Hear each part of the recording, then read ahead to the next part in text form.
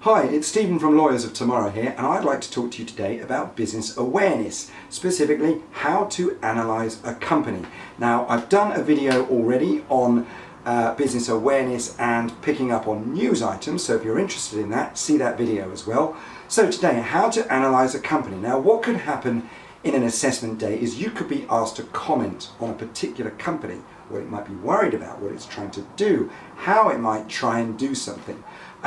Alternatively, you could be told about a particular company in advance of an assessment day and you have to look at that. But it's a good idea in any event to look at the companies that your target law firm works for and do some research on them. And I want to give you strategies for today for how to do that. So what do we look at when we're looking at companies? Well, you can get general information about them, what business area they work in and what they're trying to do and so forth. But you really want to have quite a deep knowledge and you want to have a strategy for analysing every company.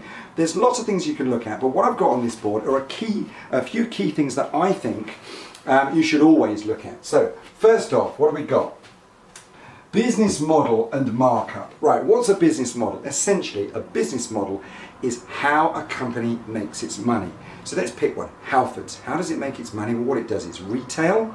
Okay, no doubt you can buy stuff off the internet. Haven't done it for ages from them, but I'm guessing that they've got internet portals as well. What do you buy? Bikes and bike accessories, that sort of stuff. Now, as far as markup on their products, I don't know much about it, but you could certainly find out about this. I'm guessing there wouldn't be a huge markup on their products. Now, what I mean by markup is what's the level of their cost and then how much profit are they making on top of it. That gap between their between their cost and what they sell at is their profit margin. So I'm guessing, I don't know, but Halfords have probably got a reasonable product margin there, but I wouldn't think it was a huge one. Contrast that with something like a crane manufacturer. Now, a crane manufacturer may only make a number of cranes a year, say 10, 20 or so cranes a year, but the markup, I'll wager that the markup on each one is pretty high. So the difference between what their cost is and what they can actually sell them for is a lot. So again, they're selling cranes, so it's selling a product, but the difference between them and Halfords is the level of markup. Let's look at some other business models. Well, we can have lawyers. What do? They sell legal services. I'm a trainer. What do? I sell training services. So what you're trying to do with business model is just try and work out fundamentally what is it that your company that you're looking at does. Does it provide a service? If so, what is that service? Okay. Next up, streams of income. Okay, what you want to be looking at here is fundamentally how does the company make its money in terms of flows of revenue? And I think a good one to pick on this is a price comparison website. Now let's take something like Compare the Market. Now if you think about what they do, when you go to that page, you'll see some adverts down the side of the pages. Well, people are paying to be on that website's real estate. Then what there will be, well, when you click onto one of the insurance companies and you get taken to their website, well, the price comparison website, Compare the Market, they are going to get what's called pay-per-click revenue. So just by you clicking on that, they're going to get some money. But then what about if you then go all the way to that insurance company and you actually buy some insurance? Well, then what's going to happen is Compare the Market are going to get something, some revenue as a result of what's called pay per action. Because of your action in buying the item, that revenue is going to come through to Compare the Market. So we've got three streams of income there, right? We've got the advertising, we've got the pay per click, and then we've got the pay per action. But then also, oh yeah, there's that cuddly little fella, isn't there? That Compare the Meerkat, that guy, right? He is being sold as a furry little product. So that's another stream of income. So what you want to do here is whenever you're looking at a particular company, try and work out what are the flows in of income from different avenues. These are known as streams of income.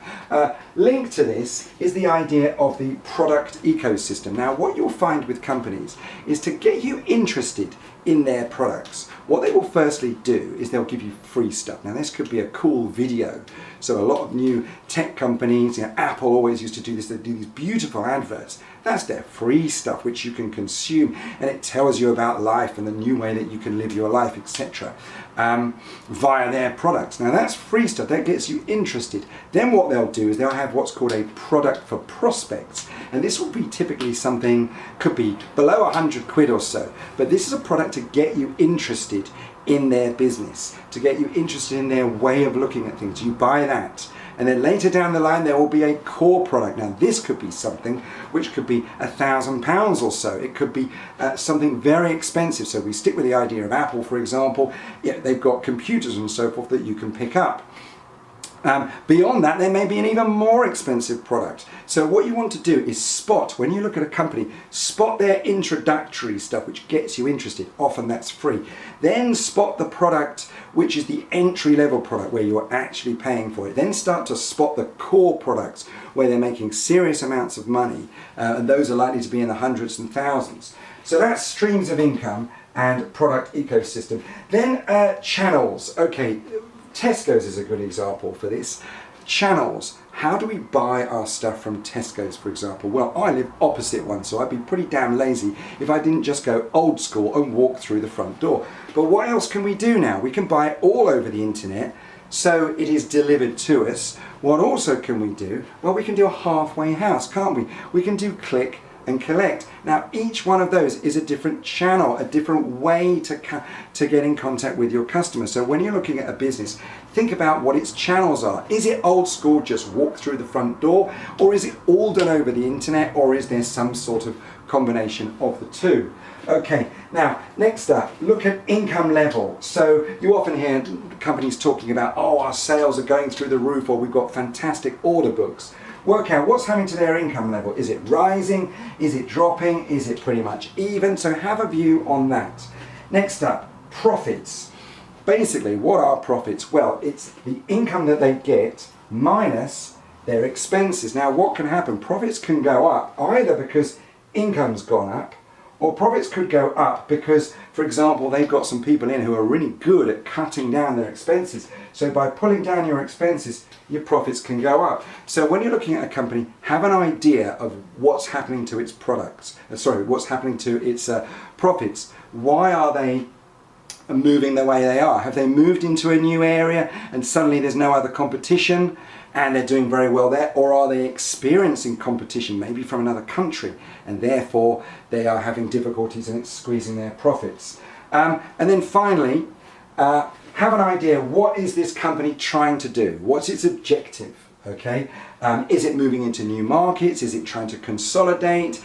Is it trying to catch up with technology? Lots of law firms are trying to do that at the moment. It's a huge area of interest for law firms, how to integrate the new legal technology. So a lot of big law firms, and the big city players, are trying to, at the moment, pick up on the technology and how can they incorporate it and make themselves more efficient. So objectives and concerns. Well, what's a concern of a company? They're always worried about the competition. What particular things are they concerned about? Now, there are other things you can talk about with companies, but I think that gives you a good start. If you can look at any company and have an idea of these items here, when you get into an assessment day and you have to discuss with people a particular company, you've then got a framework under which to assess that company. Hopefully that's been very helpful to you.